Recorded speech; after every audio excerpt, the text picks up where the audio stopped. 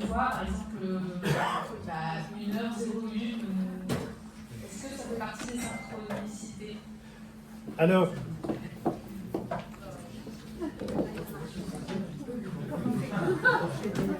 merci Stéphane. Alors, ces œuvres miroirs, Jung en a parlé. Je ne vois plus, Barbara. Alors, en fait, il en a parlé en disant qu'en fait, l'un des vecteurs communs entre psyché et matière, c'est le nombre. C'est d'ailleurs sur le nombre que sont basés le tarot et le Viking. 64 hexagrammes, 4 exposants 3, etc., les 3 septénaires du tarot, 3 x 4 plus 3. Alors, là, ce sont des embryons synchronistiques. Tout dépend du sens que tu donnes à ça, évidemment. Moi, j'ai un ami, un copain, c'est Michel qui connaît, lui, il est obsédé par le nombre 11, toute sa vie se déroule sur des 11. Alors là, c'est plus des résonances synchroniques, je dirais. Mais potentiellement, ça peut faire sens. Question? N'hésitez pas, parce que le bouillonnement créatif, ça vient de vous.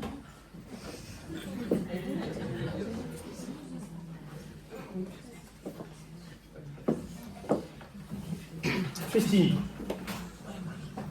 Est-ce qu'une intuition, c'est une synchronicité? Alors là, on arrive, c'est toute la question notamment des rêves prémonitoires.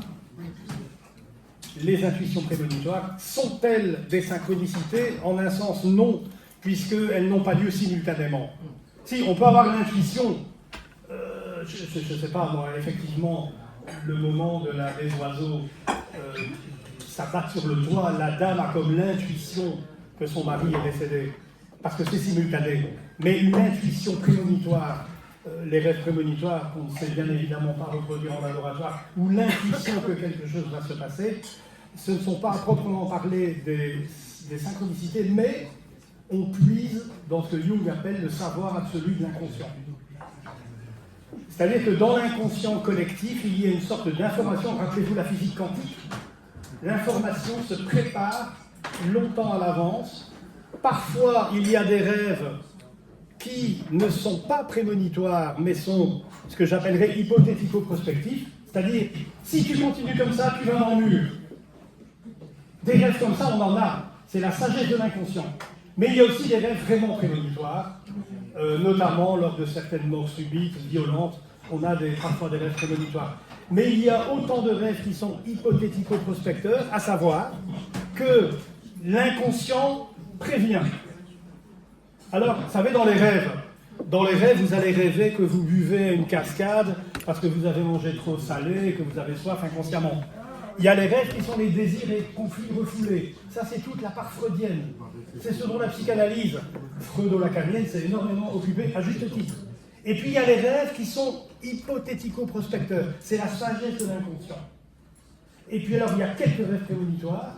C'est pas si fréquent. Et alors, il y a les rêves qui sont vraiment archétypiques. Des rêves qui donnent le sens. Parce que toute la question de ce savoir de l'inconscient, de ces intuitions, du nombre, tout ça, c'est la question du sens, en fait. Christa. Oui. Alors, je ne sais pas si je vais parvenir à le formuler, mais il me semble que, dans le prolongement de ce que tu dis, à un moment donné, c'est comme si on rêvait éveillé, quand on est un peu sur le chemin des synchronicités, parce que ça c'est arrivé un peu trop de fois. Je vais m'éloigner de la discussion. En fait, tiens, viens. Il y a parfois des... Moi, j'ai parfois... Pas dans son texte. Disons que moi, je rebaptiserais bien les synchronicités des improbabilités statistiques. C'est-à-dire que quand on est attentif, finalement, on se rend compte qu'il y a beaucoup de synchronicités. C'est-à-dire, là, je reviens de vacances, j'étais amoureux, on parle de...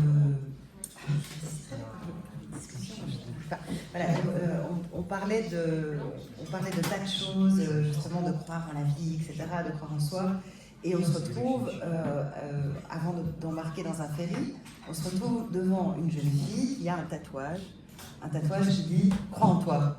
Mais genre, c'est comme si on venait de terminer la phrase et il y a une jeune fille devant nous. Et Et quand je dis improbabilité statistique, c'est parce que je lui ai dit, lui il est très matheux, et je lui ai dit, mais combien de chances est-ce qu'il y avait qu'on se retrouve au moment où on a cette discussion devant une fille qui porte un tatouage sur une embarcation pour un ferry? On est quand même 8 milliards de personnes.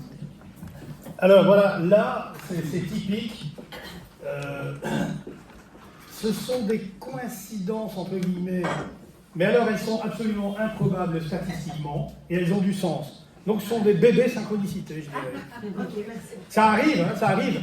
Moi, le nombre de fois, et je crois que David connaît bien ça aussi, parce que David publie beaucoup sur Facebook, là, on pense à quelque chose, et moi je tombe sur un texte qui me dit exactement, ça c'est des résonances synchroniques. On tombe sur le texte ou sur le bouquin, à l'époque des librairies, où il y a le résumé, etc. Un peu comme si, alors là c'est une notion hyper importante, qui pour moi est la clé de voûte de cette conférence, c'est que si vous avez une intention élevée, pas un truc égotique, une intention élevée, que vous la confiez à la vie, à condition que ce soit dans votre axe, la vie répond. À condition que ce soit dans votre axe, la vie répond synchroniquement. Toute la question est, mon intention est élevée, est-ce que ça me ressemble? Est-ce que c'est le moment? Mais si c'est dans la ressemblance profonde, la vie répond. Peut-être dans 10 ans, hein. D'où l'important de se préparer. Mais il y a vraiment un dialogue avec la vie. J'avais quelqu'un en consultation, c'est une jeune femme qui était vraiment très angoissée dans un moment très dur, qui était en dépression, clairement. Et puis à un moment donné, j'ai commencé à parler de tout ça avec elle, de manière conversationnelle. Et je lui expliquais que dans le fond, tant qu'on se croit séparés du monde, nous sommes des kystes d'angoisse. On est là, on est recroquevillé de soi-même, on n'est pas bien. Si on se sait relié au monde, l'angoisse est vécue comme l'énergie de la vie. Donc on va parler comme ça. Et dans les 8 jours, tous les soucis, et c'était un sacré paquet, tous les soucis se sont déliés, dénoués, parce qu'elle avait changé d'attitude fondamentalement. Et là, il y a quelque chose de vraiment important qui est joint au taoïsme, c'est-à-dire que la synchronicité, c'est pas spectaculaire, c'est le fait de se dire, en fonction de la pureté de mon intention, si je fais confiance dans la vie, si je suis vide d'attente, je parle beaucoup de ça dans mes écrits, une détermination vide d'attente. Et alors la vie répond. Ça n'empêchera pas de se casser la gueule si c'est nécessaire, ça n'empêchera pas de devoir être prudent. Ok? Donc ça c'est très important. L'une des clés de la philosophie, de la synchronicité, ça je la dois à ma vieille maman qui me l'avait donnée à 14 ans, œuvre comme si tout dépendait de toi, fais confiance comme si tout dépendait de la vie. Si on ne compte que sur soi, c'est le volontarisme. Si on ne compte que sur le destin, c'est le providentialisme. Non. Œuvre comme si tout dépendait de toi, je rajouterai vérifie que tu es dans ton axe, que ça te ressemble, et alors là, tu peux faire confiance dans la vie. Si vous attendez l'homme ou la femme de votre vie alors que vous êtes fait pour être vieux célibataire, vous pourrez attendre longtemps. Vous avez intérêt à aller dans ce que les Tibétains appellent l'amitié spirituelle. C'est des choses aussi simples. Hein. Si vous visez un poste et que ce poste, c'est une injure à votre nature profonde, remerciez le burn-out, il ne va pas manquer de vous tomber dessus. 45% de burn-out en plus depuis le coronavirus en Belgique. Et dizaines de milliers, je crois que c'est 60 000 arrêts de travail. Vous voyez, ça va très loin cette histoire-là. Suis-je dans ma ressemblance profonde? Est-ce dans ma résonance intime? Suis-je à ma place dans l'univers? Quelle est mon intention? Quel est mon désir profond? Et là, Lacan et Jung se rejoignent. Lacan dit ne pas céder sur son désir. Mais quel est mon désir profond? Peut-être que mon désir, c'est de tout vendre et de prendre la mer. Peut-être que mon désir, c'est d'aller dans les profondeurs de l'apnée et taquiner les dauphins. Peut-être que mon désir, c'est de tenir un petit bistrot extraordinaire. Merci Stéphania d'être là. La marraine en applaudit. Peut-être que ma ressemblance, c'est de créer une école de danse, et je mets des années pour y arriver. Peut-être que ma ressemblance, c'est d'être un coach professionnel de haut niveau. Peut-être que ma ressemblance, c'est d'être une architecte géniale. Peut-être ma ressemblance est d'être une vieille sage. Peut-être ma ressemblance est d'être une psychanalyste patentée. Peut-être ma ressemblance est d'être un érudit mélomane. Ma ressemblance est peut-être d'accueillir ses amis tous les mois et faire la fête. Ma ressemblance est d'être un grand contemplatif, une artiste émérite, une joie de vivre personnifiée. Ma ressemblance est d'être un vieux coach, bientôt octogénaire, que tout le monde court.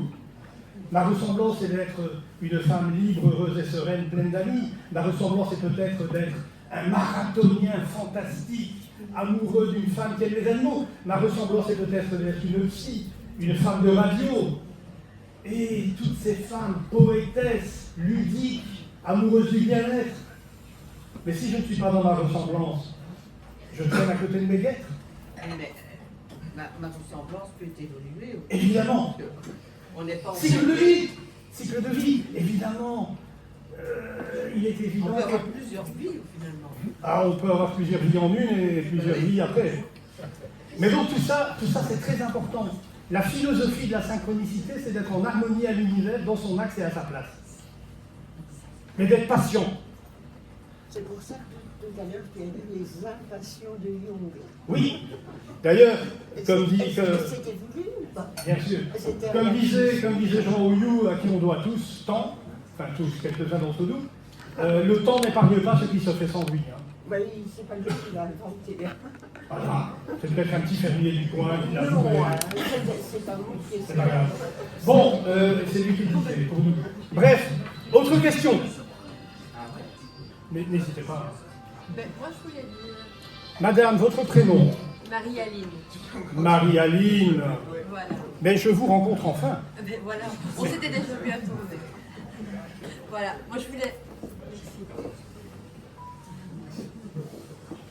Voilà, je voulais juste dire que ça demande beaucoup de courage, en fait, les synchronicités.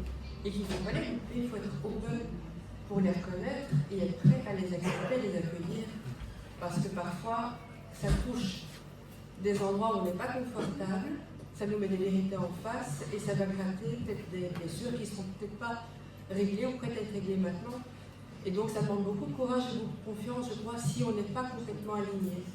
Et je ne sais pas qui est complètement aligné dedans non plus. Personne. Voilà, donc c'était pas négatif, mais c'était aussi autre chose. Alors là, il y a des... Tu soulèves quelque chose, bien sûr. Ici, on parle de la synchronicité presque comme manière de voir autrement la vie, mais il est évident que chacun a sa vie. Je ne vais pas rentrer dans la mythologie des blessures à la québécoise, mais chacun a sa vie, chacun a vécu ses combats.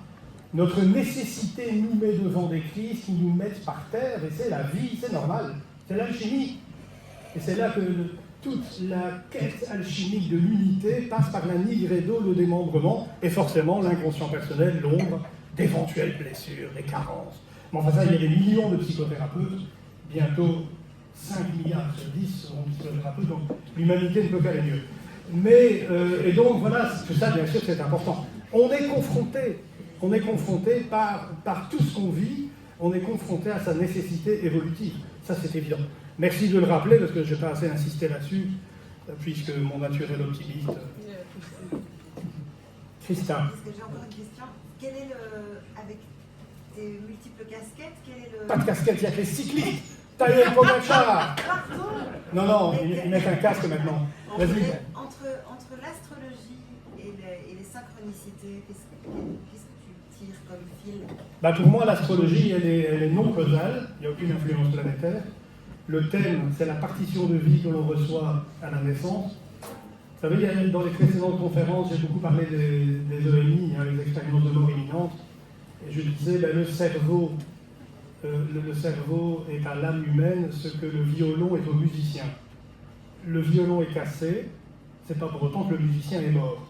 Seulement, si le violon est vraiment cassé, il va aller un peu se reposer, puis revenir avec un nouveau violon sur Terre, et une nouvelle partition de vie. Donc le thème, c'est la partition évolutive, et les grandes étapes sont synchronistiques. L'astrologie donne le moment et l'enjeu, elle ne dit pas ce qui va se passer. Ah, sauf si on connaît par cœur le truc. Là. Si on voit des gens comme ça, on peut deviner ce qui risque de se passer, mais ce n'est pas le but. Et donc, l'astrologie donne les enjeux, les moments d'évolution, c'est une approche qualitative, mais synchronistique. Moi, je me souviens, j'ai une anecdote qui est vraiment chouette parce que c'était un jour, je savais que j'avais un moment clé dans ma vie professionnelle, pas tous les jours, et alors j'avais, comment dire, j'avais rien mis en place. J'étais resté roulé en boule devant la télé, je n'avais fait aucune démarche, la vacuité absolue. Et ce jour-là, je reçois un coup de fil qui a changé ma vie.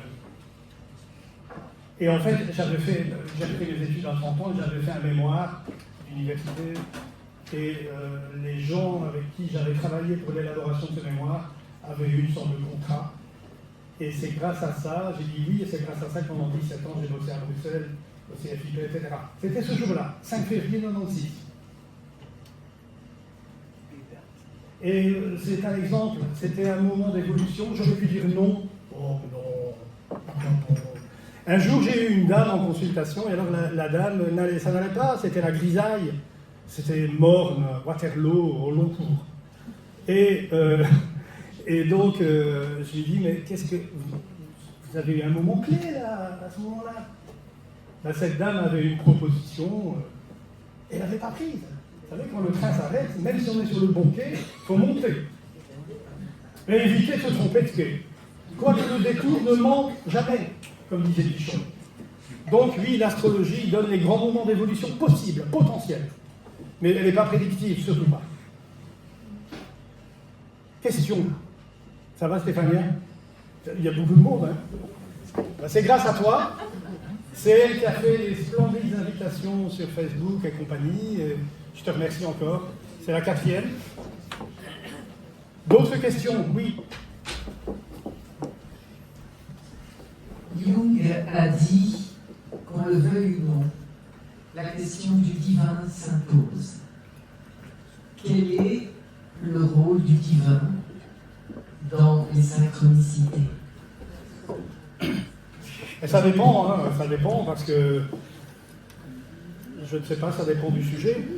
Quand tu as une synchronicité qui touche à des domaines de ta vie,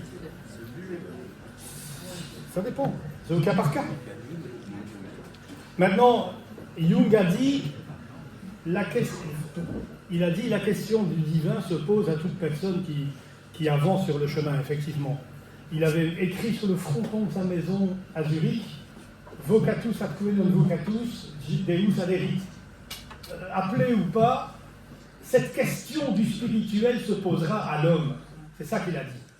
Il n'était pas dans une appartenance religieuse, il n'était pas prosélyte.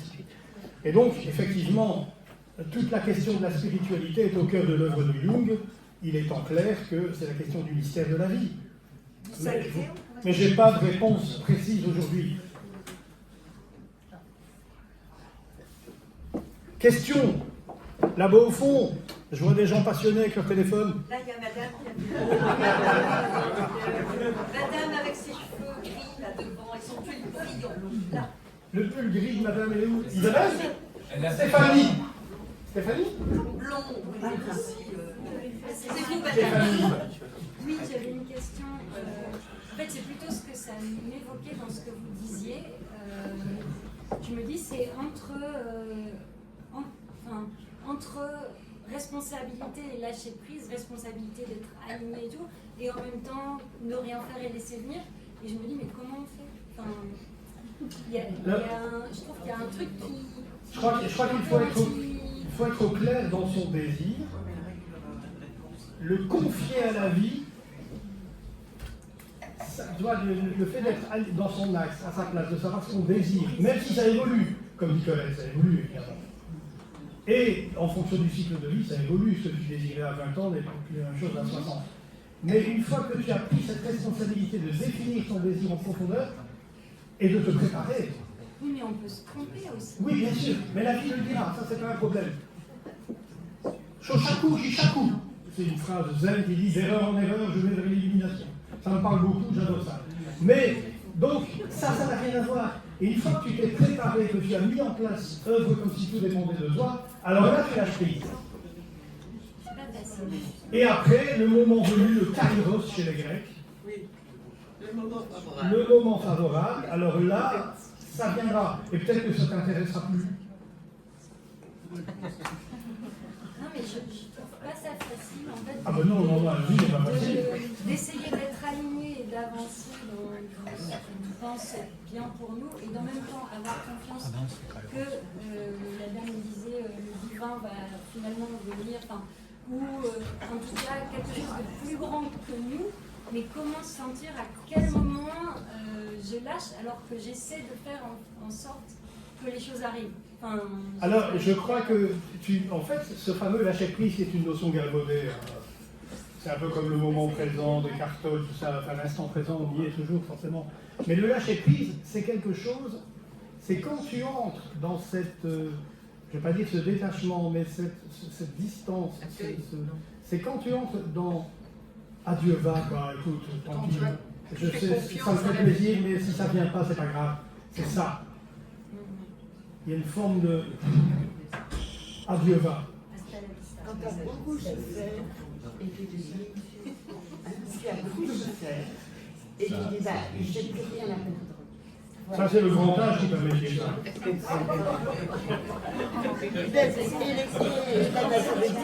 Et la maturité du grand âge. Et tout ça.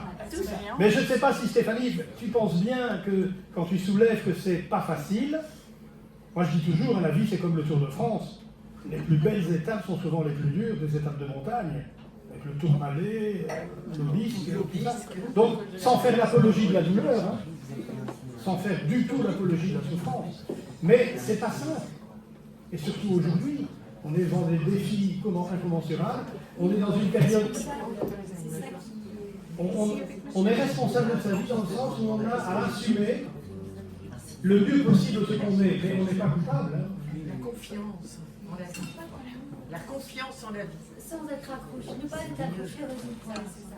Oui, mouche au cou, sans esprit de profit. Merci. Stéphanie, voilà quelques ébauches d'esprit. D'autres questions? Il y a des dames au fond là-bas, il y a des gens qui... Anne-Sophie, je remercie Alain et Anne-Sophie. Geneviève a une question. Non, je voulais rebondir sur ce qu'elle a dit, parce qu'il y a un outil qui est très utile, je trouve, c'est de noter, de faire un agenda, de noter ce qui nous arrive jour après jour, et surtout de le relire.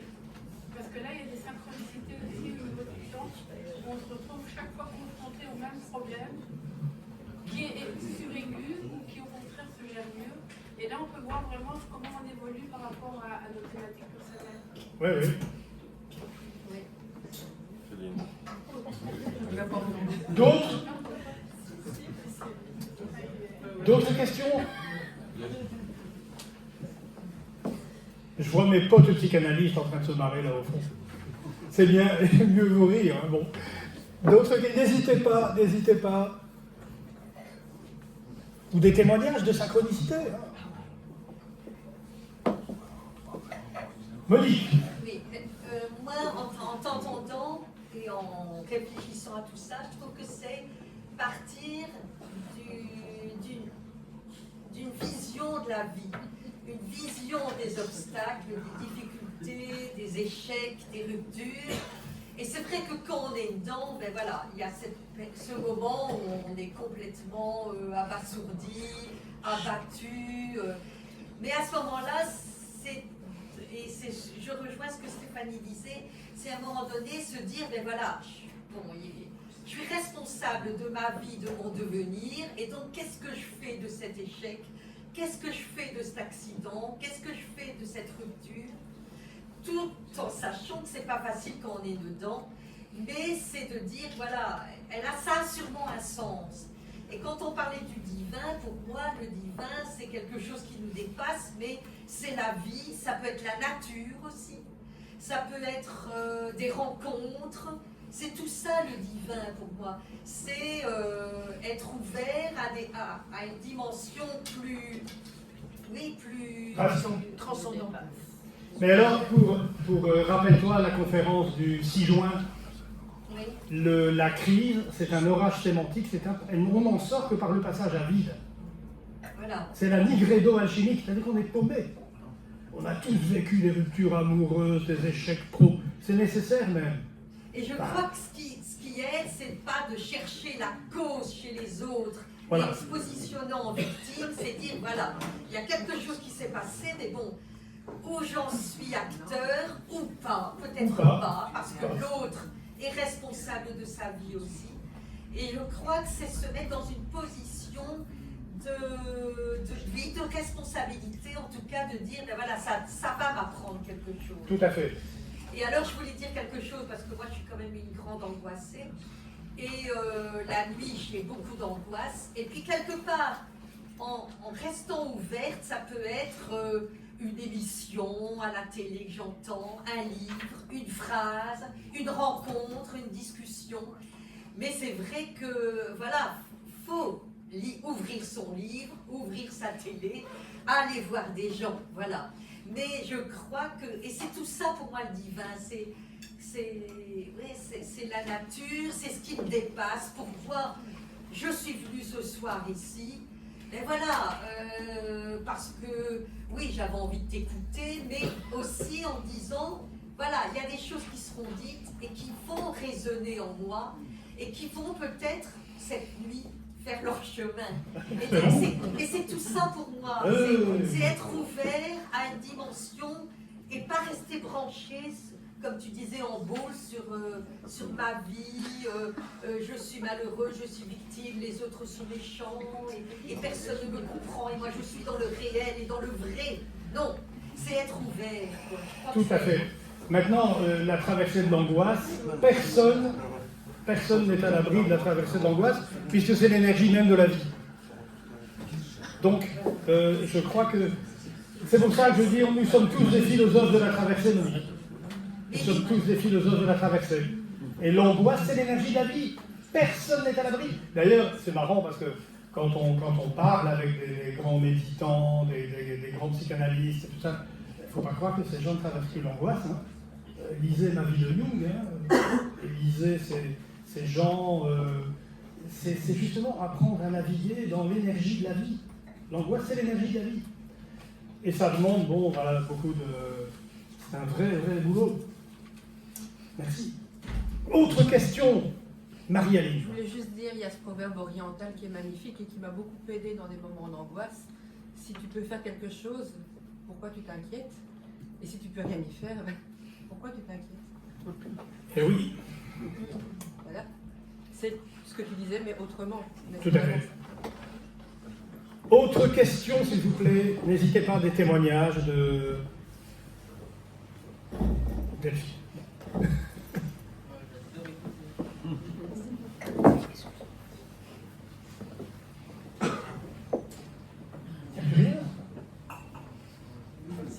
Alors c'est marrant parce que dans les synchronicités, quand j'avais 27 ans, je voulais prendre des études de philo.